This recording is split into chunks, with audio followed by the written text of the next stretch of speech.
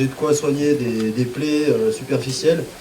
Donc j'ai quelques pansements, des bandages. Je viens de montrer un peu l'équipement type qu'on prend avec 3 sacs à dos différents. En fait, un sac à dos pour la randonnée pédestre, un sac à dos pour l'alpinisme et un sac à dos pour la pratique du ski hors piste et ski de randonnée. Les conseils surtout avant de partir, c'est de consulter les guides de montagne, les pisteurs secouristes, le peloton de gendarmerie de montagne. Donc vraiment les professionnels qui sont sur le terrain tous les jours, de façon à avoir un maximum de renseignements sur l'état du manteau neigeux, l'état de la météo, du terrain quoi. Il faut arriver en étant conscient que la montagne est un milieu hostile, qu'il faut être bien préparé pour l'aborder, ne pas hésiter à renoncer quand les conditions sont mauvaises, bien se préparer, ça veut dire bien se préparer au niveau vestimentaire, mais aussi bien physiquement.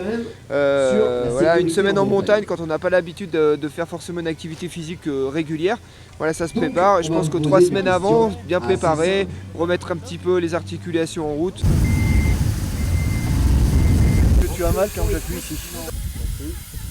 La présence d'un jeune homme de 11 ans qui, suite à une chute à ski, présente une douleur au niveau du genou. Je trouve ça très intéressant, ça permet, nous on n'est pas de la montagne, donc ça permet de voir un peu comment ça se passe, s'il y a un accident. Ça me rassure et c'était aussi pour sensibiliser mes 2 enfants qui ont 7 ans et 5 ans pour leur montrer un peu tout le matériel et comment ça se passe pour un secours. C'est important de savoir qu'on est pris en charge en cas d'accident et de voir un petit peu comment travaillent les sauveteurs dans une spécialité comme la vôtre. Malgré que ce soit un massif à moyenne altitude, le relief et la météo, c'est vraiment comme en haute montagne. On a un relief de haute montagne avec une météo assez perturbée et changeante assez rapidement.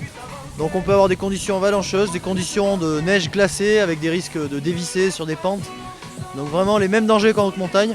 Donc il n'y a pas de raison qu'on se comporte pas de la même manière que dans les Alpes.